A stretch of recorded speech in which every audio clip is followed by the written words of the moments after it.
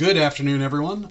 Just want to do a quick mic level check to make sure that things are going right and I'm coming in loud enough for you all. And once I get some feedback on that, I'll be good to go.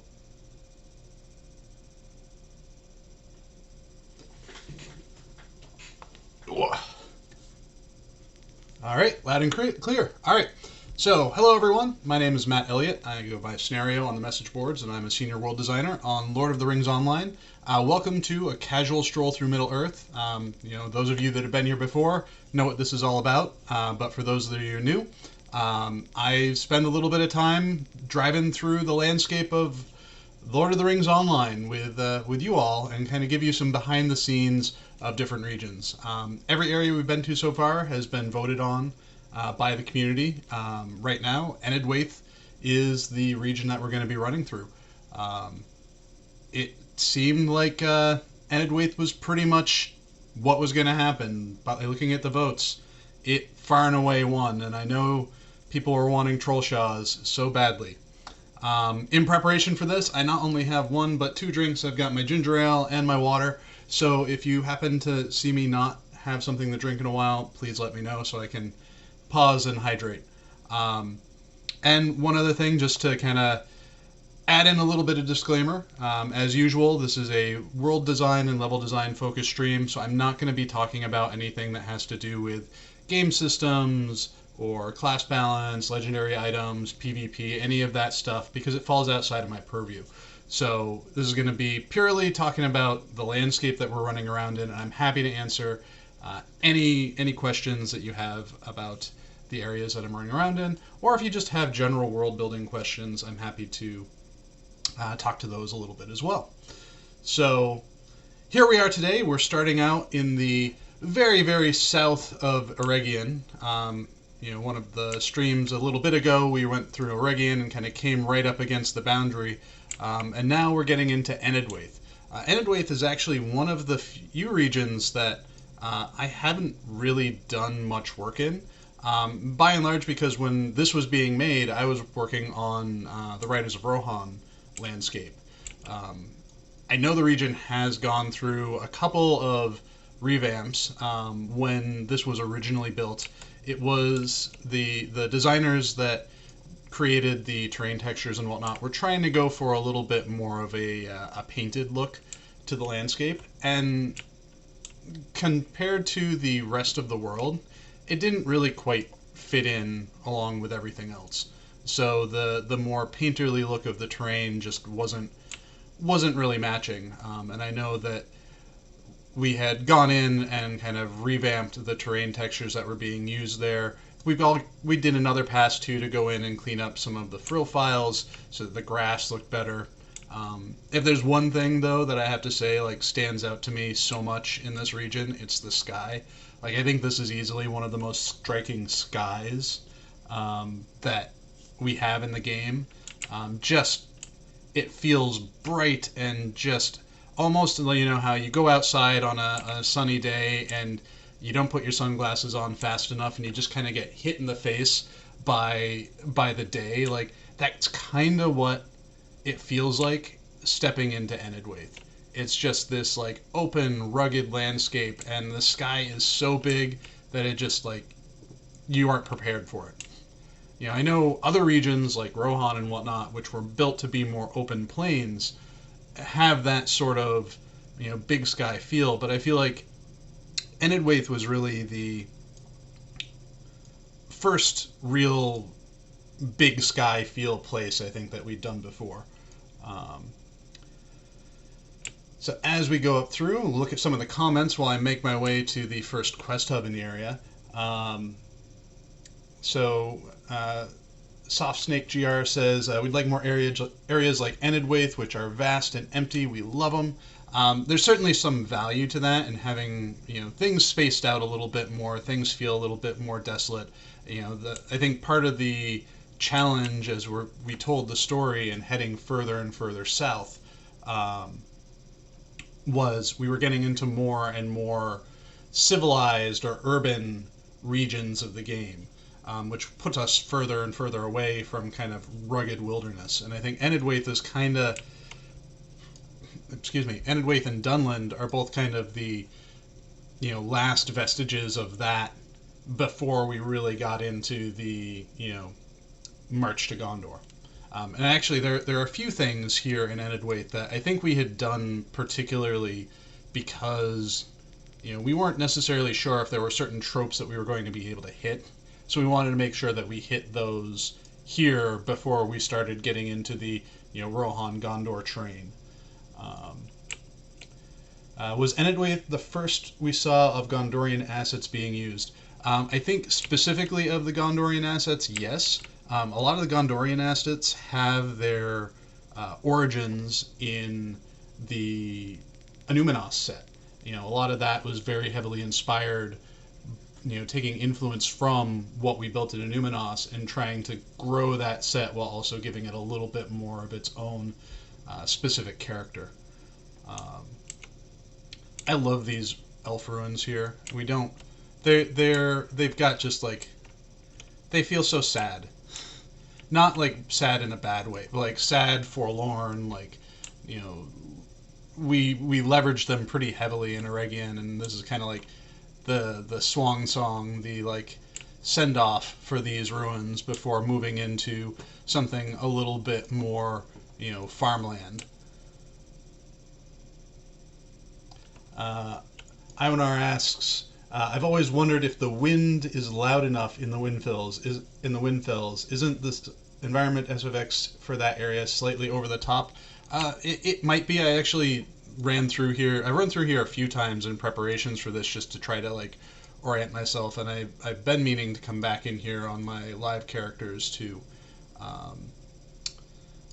finish out some of the reputation in here, and I certainly like. The wind can be a little aggressive. It's actually, the winds in these areas is part of what inspired the blown leaves in the title art for this stream, just because it does feature pretty prominently into the area and into the character of the area. And I think strong blowing winds kind of impart a certain sense of character and foreboding in a space, or desolation, but not necessarily as a desolation in terms of destruction, but desolation in terms of uninhabited. Minstrel by Night, you missed like 8 minutes. Well, don't worry, you didn't miss too much. We cruised up by the quest hub, and now we're just kind of out and exploring. We've got the Shadow Wolves all up in here. I do plan on getting into the interior, but I want to get through the landscape first, and then we'll go through the interior. And in my research in the area, I actually found a couple of spaces that were never released that looked like they were like a little far along. So a little bit of an unreleased sneak peek for this region.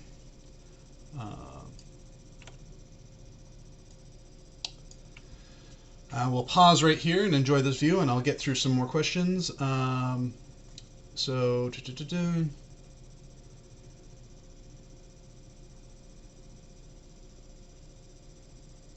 Titan Metal, just to reintroduce myself, I am a senior world designer on Lord of the Rings Online, as Tim has pointed out as well in chat. Lomefind says, did you replace the fir trees during the last revamp? I don't know off the top of my head. Those were the windswept trees, maybe, if I'm remembering right. And I think part of the challenge with those is, we leverage pretty heavily a procedural placement system with a lot of our scene assets, a lot of our trees.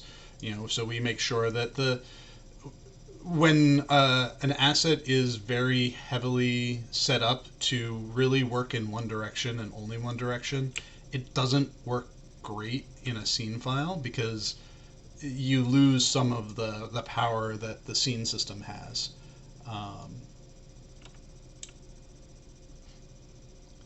So stuff that's very specifically in one direction doesn't always suit well for landscape placement, especially when, in order to make something feel varied enough, we would need a lot of variance for those. Whereas, other assets like those tall pines that we just walked by, those can provide a lot of variety with a smaller number of assets, just because of the way the structures lean, the way the trunks lean slightly, or they have a little bit of a wobble to them. So you can rotate them and scale them slightly in a bunch of different ways and get a lot of mileage out of just like 4 trees, as opposed to needing like 15 trees to feel like you're making a good variety.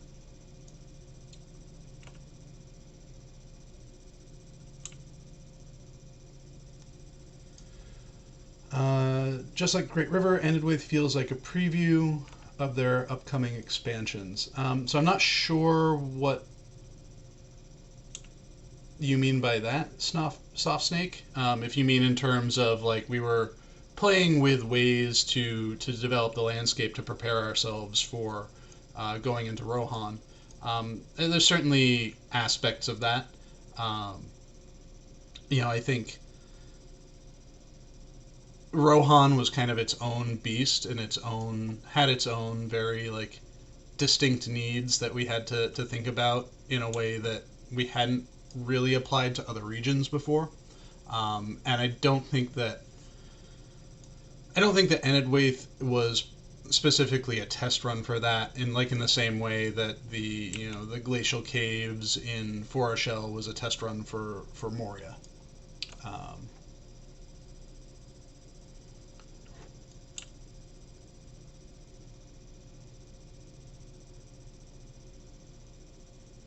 These ruins are always kind of like fun to cruise through. I love, I think one of the things they do very successfully is like tiered approaches, different levels to explore. Though this one's pretty straightforward. I think because this is like one of the newer sets for us when we first started building the area, we didn't really have a good handle on how to maximize the use of these assets. But as we got towards Gondor, of course, I think we figured it out.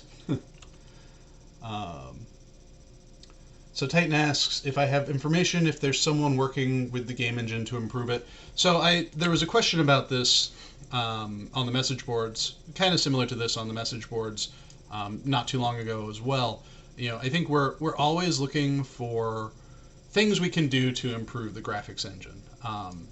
We have the brand new lighting attenuation system that came out not too long ago, back at the beginning of the year, and that is functionally an engine improvement that really does have a significant change occur in the landscape when it's turned on and off. It's more noticeable and more powerful when you're inside a dungeon space, but there's that kind of like enhancement that we can apply.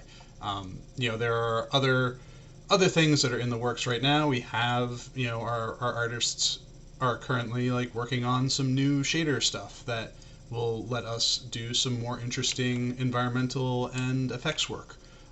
So there's always things that we're looking at. If you're asking specifically about any of the graphics engine upgrade stuff that is a part of, that was noted in the EG7 stuff, can't comment on that. So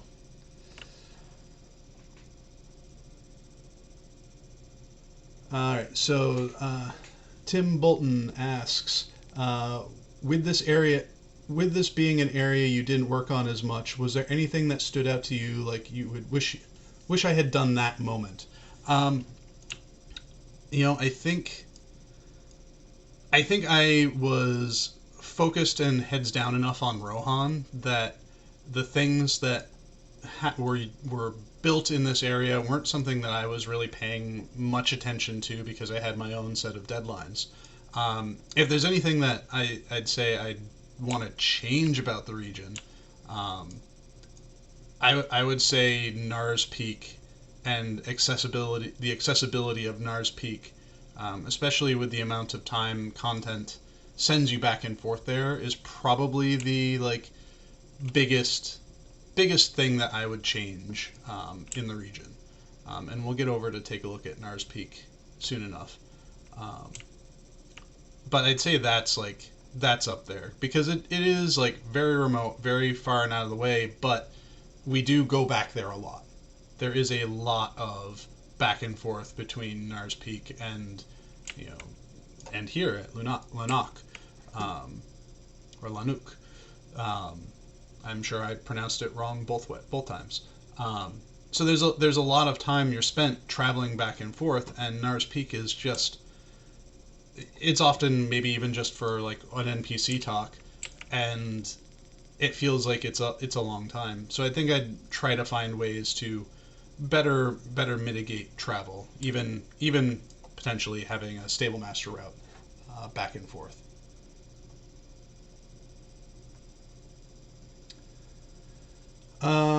So were there any real-world locations that served as inspiration for the environment? It feels very unique compared to other regions of the game. Because I wasn't involved in the production of this region, I couldn't really tell you off the top of my head if anything specifically inspired this. I'm sure if I were to go onto the network, I could find a bunch of folders that were our reference folders that the designers that built the space used for reference. I will say that this area, I think we took much more of an art forward approach to it, at least in the original incarnation of it, because we had a position at the time called a world artist, and that person's role was to kind of go in and be the first foots on the ground to develop the what we call atomic biomes for the areas, and he really wanted to kind of push a more painterly, picturesque feel for the area.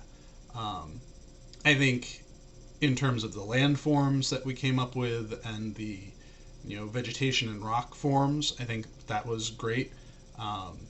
Though I think that the terrain textures were a bit of a departure from what we and the player base was used to for landscape, which is why things were changed down the road to kind of bring them more in line with what the rest of the game looked like.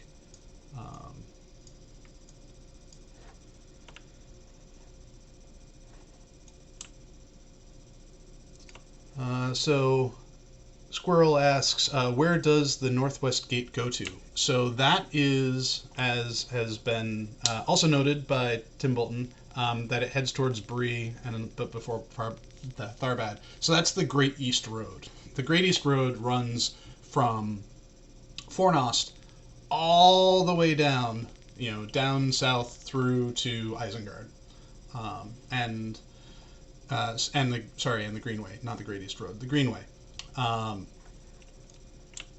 So that's one of those, I've talked about it before, kind of those like touchstone points where it shows where the world is connected, where all the different things connect through, and gives us opportunities in the future to, bring those kind of other areas together by introducing new pieces of landscape.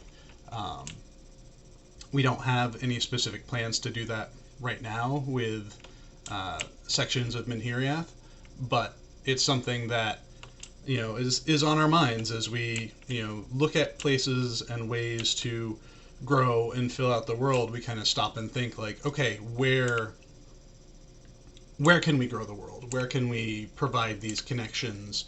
Where can we put in seeds of the bigger world in maps when we're not ready to expand yet?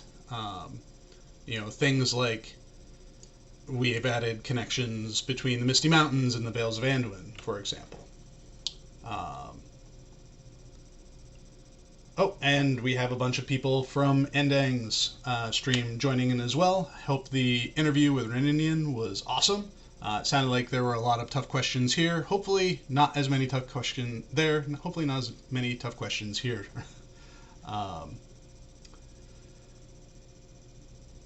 So Ivanar says, sending you back and forth is pretty standard game design trick. They want to get maximum use out of the resources.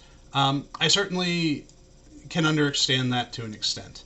I think old school game design, it was very much about the travel through the world, um, and we ourselves, that was kind of like, that is why there's not as in the original world, there's not as many options for swift travel between within a region and between certain major hubs, because we wanted you to experience the world. um, I think as gaming has matured, and as we ourselves as players mature, we realize there is a balance to be had between um, involving players in the game world, and also um, making sure that their time is respected.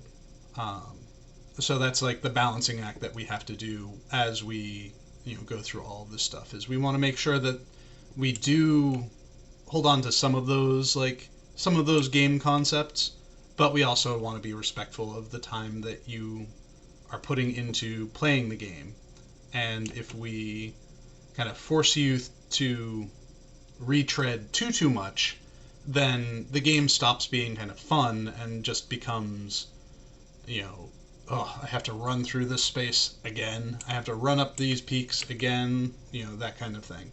And I think Nars Peak is probably a pretty good example of that, where I don't know that we were necessarily intending for it to be such a hub, as it turned out to be. Um, and I think if we had a better sense of it needing to be this kind of hub space, we would have changed things differently.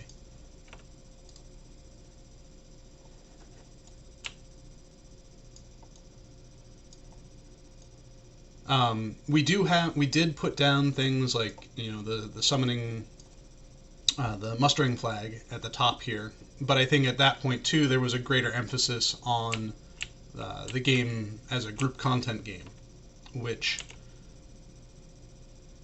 we can't necessarily rely on as much anymore, because the player base and our own interests as far as moving the game forward are concerned has changed. Um,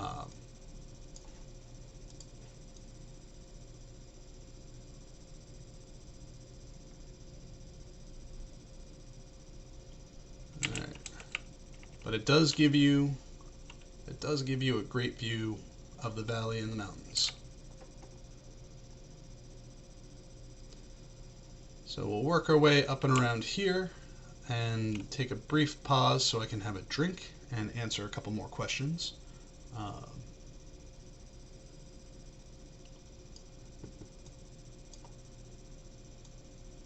So we'll get up here and take a look out over everything. And I'll have some water.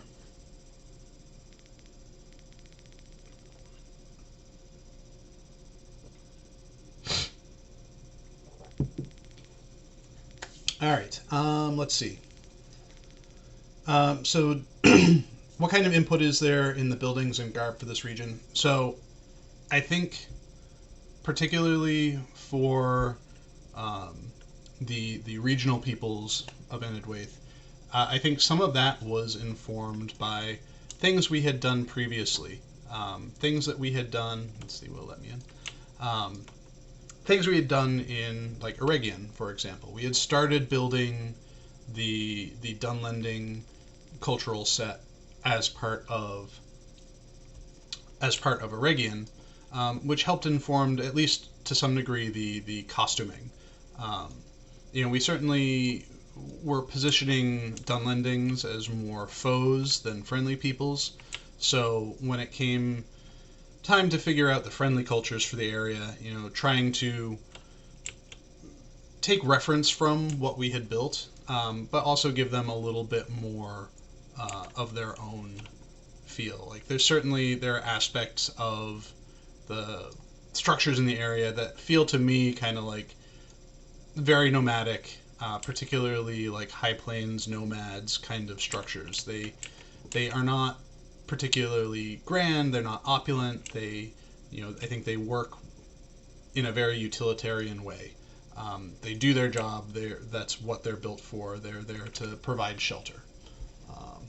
I think the Lossoth also really helped inform us, because a lot of the shapes and forms that we use for the people in Enedwaith, their buildings, have their at least structural inspirations from the Lossoth culture. Not to say that either are particularly related. Just speaking in terms of the asset creation.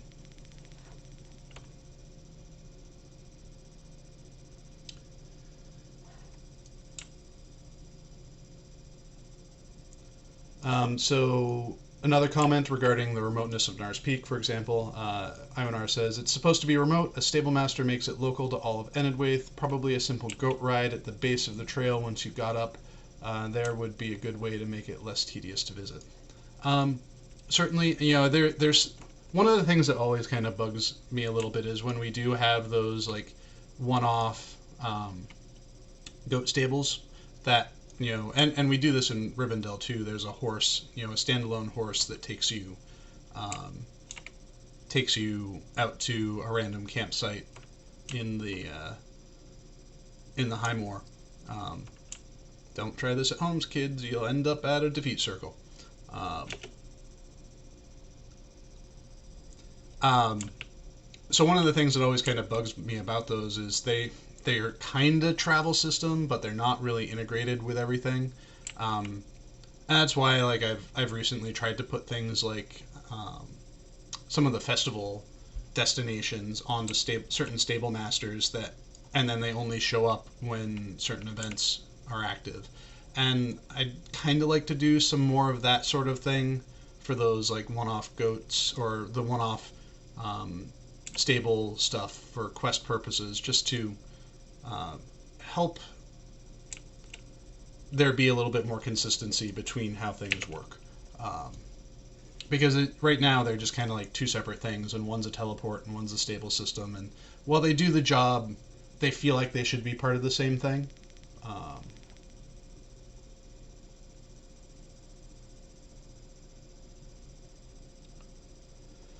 Alright, so Above Manway says, this is a more broad question, but it does involve your streams. I noticed there was an awesome elvish house in your Shire stream, and asking questions why it's not in the game at all. So my question is there any old structures that serve as inspiration for newer and updated regions? So I think very often when we're looking at introducing new variants of existing cultures, we do tend to leverage what has come before to do that. I think the Dunlending and Enedwaith buildings, for example, those were very inspired by what we had done for the Lossoth and Foreshell. The forms, they felt good, they looked like they worked well. We just needed it to not be well, wintry. But we felt that we could kind of use those forms as inspiration and have something that felt a little bit more nomadic, or a little bit more rural medieval farm. I love this pond. This is one of my favorite places in all of Enedwaith. This is just tranquil when you're not killing things for quest objectives. So, we keep that in mind when we built Rohan housing. The pieces that we had created to build the interiors for Rohan housing were directly inspired off of elements that were in some of the mead halls in the Rohan spaces. We went and looked and were able to say like, oh, like this piece would be great for a wall, this piece would be great for a floor, and get those turned into individual assets that we can use. So Eros216 asks, a question about mountains, since they're very prominent here. Is there a cap on how high you can make them versus the low points on landscape? So there are high and low caps, and then there's some other additional caps kind of in between. There are, we operate in a vertical meter scale, so 0 is the bottom of the barrel. That's as low as we can go, and I think the top is like 2,000, 3,000, something like that. So we have a wide range. Usually a base region doesn't start at 0 because we want to be able to have areas where we can have depressions, have water and whatnot. So we're never always starting a region at 0. Now we might be able to make the appearance of a mountain be higher than that, but at certain points gameplay isn't happy after a certain height. Things like pathing isn't super happy. Things like impassability, or at least land block driven impassability, doesn't always get happy at certain heights. And like things like radar maps, sometimes if a mountain is too tall, when it comes time to take a downward shot of the landscape, it'll just cut it off because it's like the camera view is inside the mountain, so it can't go any higher. All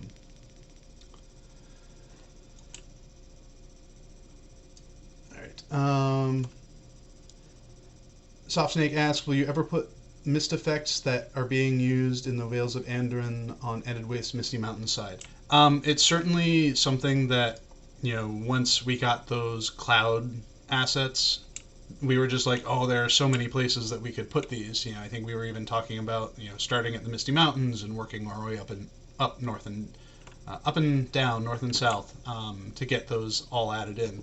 It's really like so many things when it comes to kind of retrofitting stuff like that. It's a matter of time, and where our priorities are. I think stuff like that can really add a lot to the flavor of an area and can help sell an area. But if it's not something that we're really like significantly, specifically prioritizing, then it doesn't get onto our queue immediately, and it may be something down the road where we do it, or it may be something where if someone new joins the team, like this is like a great task for someone who's still like learning the tools, trying to figure out the processes, and it's a pretty low impact thing, but it can have a very high impact on the look and feel of the space. So there are certainly things like that where we do like kind of keep those in mind for when it's time to bring someone new on the team. Hey, this is something you can do.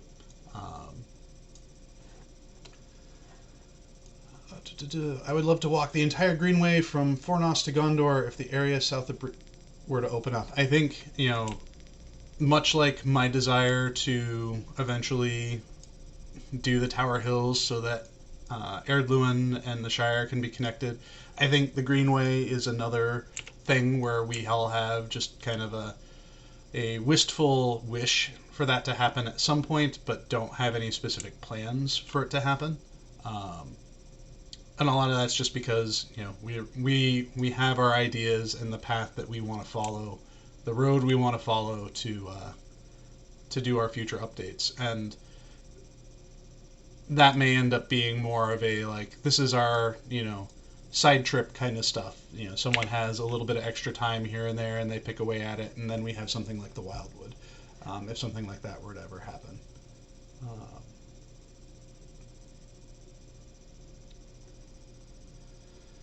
Let's see. So where does the odd name for dragons in this area come from? The Gwyber. If I recall right, there is a heavy folklore component to things like the Gwyber, the Mad Crone, the kind of introduction of the like spirits of nature in this area. I could not tell you off the top of my head what specific folklore that it's associated with, But that is what the back of my brain is telling me right now, is where things like that were inspired from. The eastern end of the region around Nars Peak with the giants and drakes features much tougher enemies on the landscape, something which seemed to be more common in earlier game development. Is there a reason this doesn't happen as much these days? So I touched on, from Porcello. So I touched on that a little bit, kind of in the opening bits of this, or when I was going up and down Nars Peak, sorry, and how, the game, when it came out, was trying to strike a balance between landscape content that was solo friendly and landscape content that was group friendly. And you can see that in places like the North Downs, which we'll eventually get to run around in, where there are very specific areas that were meant to be group content. Lone Lands had this too, where it was intended to be a group content space. As the game aged and matured, we found that people were just skipping that content. They were avoiding going to things like the Ravaged Land, or to, the Witch King's Retreat, or to the Southern Swamps and the Lone Lands, because they just wanted to go through it in solo or small group, and that group content was just not conducive to the majority of what people wanted to play. So that's why, like, as we kind of progress, there's a change in how either some of that content is softened and made into, like, signature, made into, like, signature monster camps as opposed to elites, or just tough to beat solo spaces. And it's interesting that when we do introduce content that is intended to be landscape group play, there's player confusion. We did this with the Veils of Anduin, and when we introduced hold on, let me bring up my map again. When we introduced, not Rohan, I want Rovanian, the Gladdenmere, the whole northern side of this is intended to be small group content, and there was confusion and kind of the expectation from players that they would be able to go through that content solo, and so it was like hitting a brick wall when they realized, oh no, this is small group play or large group play space, because that wasn't what they were used to. And so we do it every so often as kind of an experiment to see if there's a taste or interest in that sort of thing. And it doesn't always work out well for us, or the intent is not always entirely understood.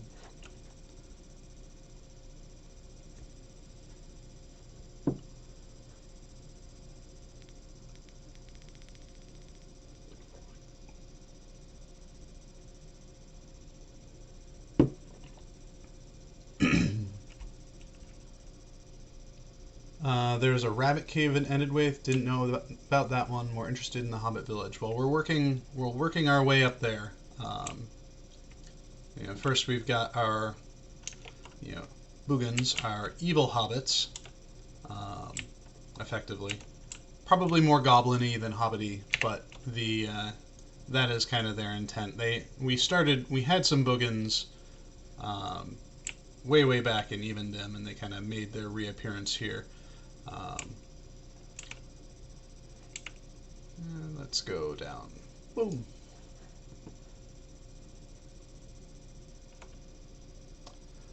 So above Manway says that the Moria goats, the stable masters, and port goats, that's not a great system. That's on my list to do eventually, is go region by region and kind of refresh what the travel system is, because I think one of the things I've tried to do with our more recent travel systems is connect everything in a region to everything else in the region. That's why I spent 2 weeks working on the travel system for Gundabad with over 130 different travel routes in order to make sure that connection was there. All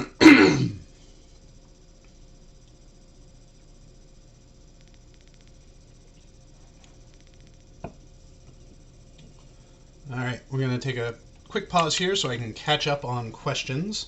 Um, so, Rune Doran says, "Hi Scenario, speaking of the Lost Oth, are we ever going to get another snowy frozen land as a main questing area?" So, I can't say that it will be a main questing area, but there are certainly going to be parts of Gundabad that are very snowed in, or at least the landscape that is introduced with Gundabad. So I would say that's probably the next fix of snowy landscape that you'll get is some portions of that. Ionar does mention Wildemore as well, which is also a very snowy area. Um, let's see, Loamfind, do you have any real-world inspiration for the trees and the Mornshaws? So I think every tree that we introduce in the game, we try to have some sort of real-world inspiration for it. I think some things we, bend the rules on it, what that tree actually looks like a little bit for game purposes and for our own placement and use. Like, certain tree types may not in real life like bend in the way that we have them bending in game, but it's done for a more picturesque or more game art driven purpose. I feel like these guys should be invited to the to one of the festivals someday. They seem like they'd enjoy a festival, especially living up in this little corner of the world.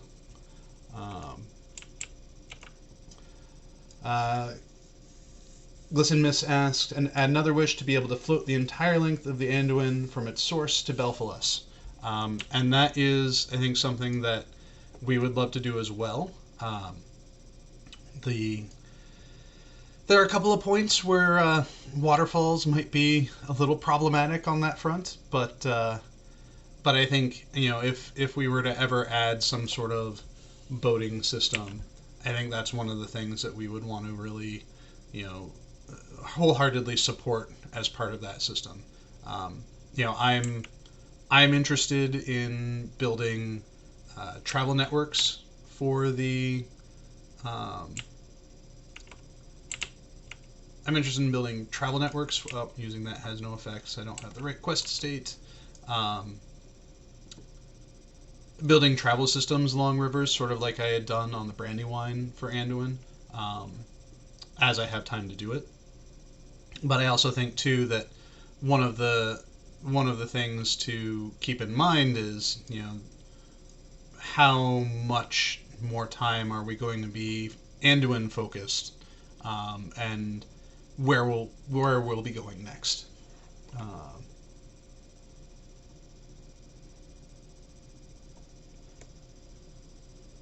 Ionar, thank you for the little bit of information regarding the background for Gwyber, and its Welsh origins. So I think between that, the Crone, the Boogans, like that's where a lot of inspiration was drawn from.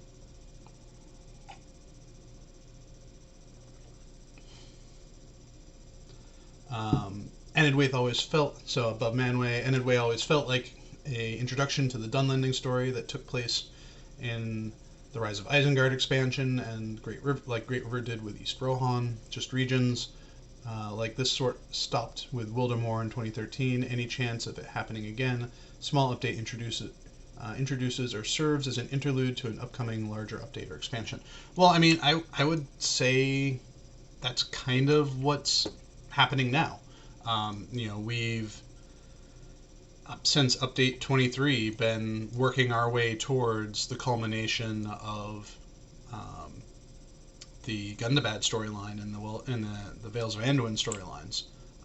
It's been working towards telling the stories of the dwarves in piecemeal fashion.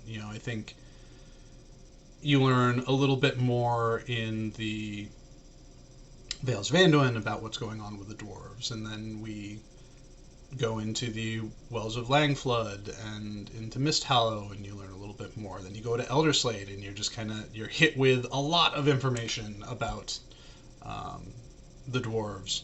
We've got the flashback to with the Blood of Azog, kind of as the prelude and a little bit of backstory for the culmination of the Gundabad expansion pack. So I think we're doing it. It just may be spread out in a longer form than you might have been hoping it would be. So let's look around for some more questions here. And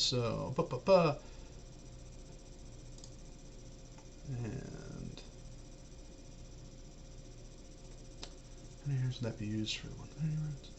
How do stable routes get Porcella? How do stable routes get designed? There's a few that seem to almost send you off a cliff chasm. So stable routes, think of them very much like patrol paths. There's a road that the mounts are supposed to follow. Unfortunately, the system does not handle cornering all that well. So it's very easy for your mount to miss the corner if it's moving too fast. And one of the things that's on my to-do list is to work with our game systems team to see if we can come up with a volume that we can place down that will slow down the speed of travel in certain areas in order to prevent that from happening. There was an issue for a while where if you had any sort of passive movement buffs, that would apply to your stable mount, and that would mean that they would be going much faster than they were supposed to, particularly around certain corners. Moria was tricky because of that, but if we can figure out a solution through placing volumes to kind of slow things down at certain points, I think that'll help a lot. With the Gundabad travel routes, I had tried to avoid switchbacks as much as I could while placing things down, so hopefully that will help manage some of those issues. So as I'll scroll down, I think I'm almost all caught up with everything. So Crank Daddy says, I think a big part that made Enedwaith the Dungeon feel so smooth and engaging is that the quest got you really invested in Wadu, Nona, and her revenge story. That story carried all the way through the Isengard, which made the Enedwaith area feel truly like an intro to the expansion. And that story does continue on too through into Rohan. And I think from everything that I have played through and just all of the feedback I've seen, people have a lot of fondness and attachment to Nona and to that kind of secondary fellowship. Because you're with them for so long, and you kind of start out your relationship with Nona almost adversarially, and it does a really good job of you learn about her, you understand her motives, you kind of follow along in her growth, and then the other characters that are involved, Corridan and Horn and whatnot, kind of feed into those as well, and you get a good sense that these characters are building a relationship with each other and a relationship with your character.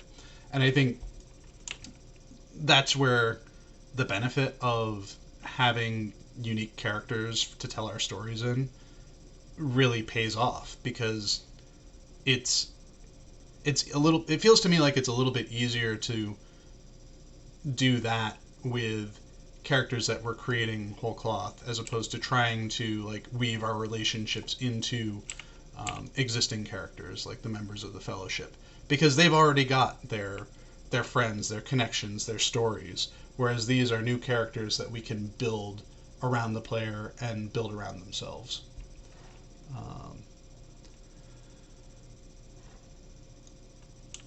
So I believe the Mornshaws were intended to be kind of the Barrow Downs 2.0. I don't know if there was a specific location that was being referenced by them, but I think the idea was like, okay, high level Barrow Downs, go.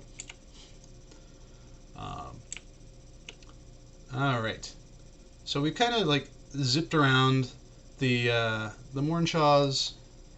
I'm sorry, not the Mornshaws. What am I thinking of? I'm thinking of Lich Bluffs, not Mornshaws. The Mornshaws was, I'm not sure what our inspiration for the Mornshaws was. Again, because I wasn't a part of building this region, I don't know what all went into the pre-production of it, so I can't answer those with any specificity.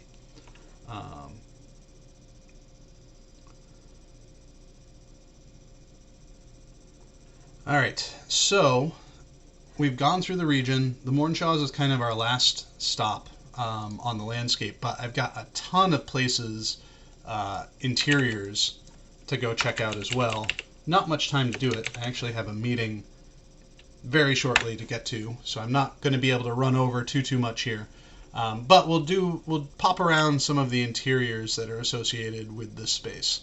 I can tell you the intent of the Forsaken Road was kind of meant to be, proto Paths of the Dead. Just like when we launched the game, we never thought we'd get to Moria. I think once we realized we got to Moria, but we weren't ever sure if we were going to be able to do the Paths of the Dead. This dungeon was kind of meant to be, our Paths of the Dead prior to doing Paths of the Dead.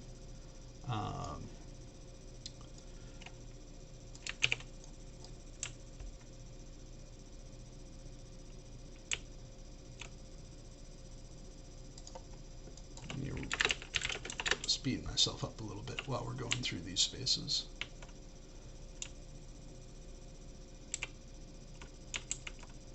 Oh, and we're done. So our next stop is a very wet and slimy barrow with some structures that need to have their appearances updated.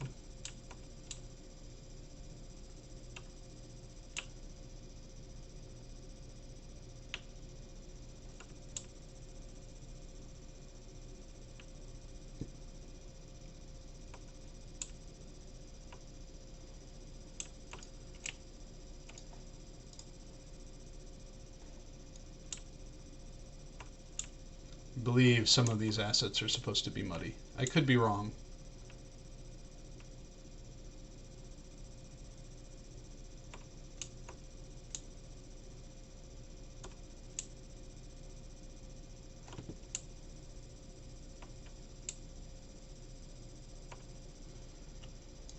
All right, next stop.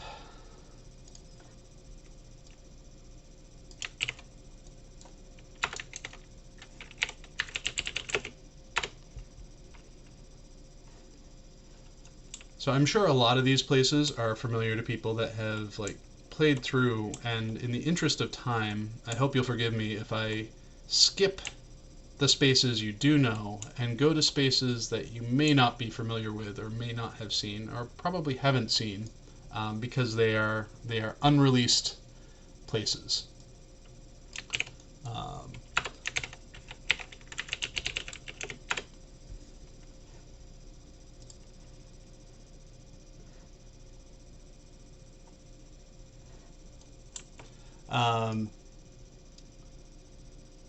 Canwick says, "Oh, ye of little faith, you didn't think all us token maniacs weren't here for the long haul." It's not that we didn't think you were here for the long haul. It's more that we thought we wouldn't be able to keep building this for as long as we have. I think it's rare that this kind of opportunity exists, to build in such a prominent world, and so I think we were more just this is so big, it's got to end sometime, right? And fortunately and happily it hasn't.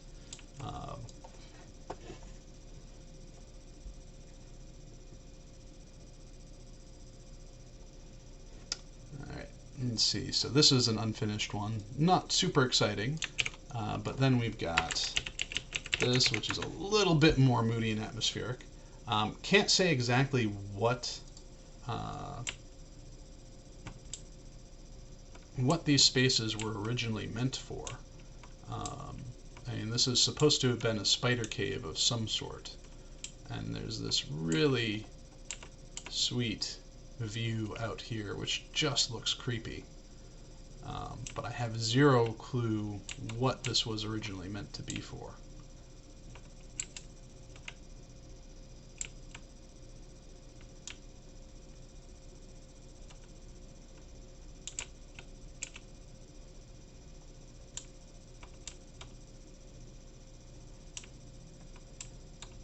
What happens if I just... Oh. Well.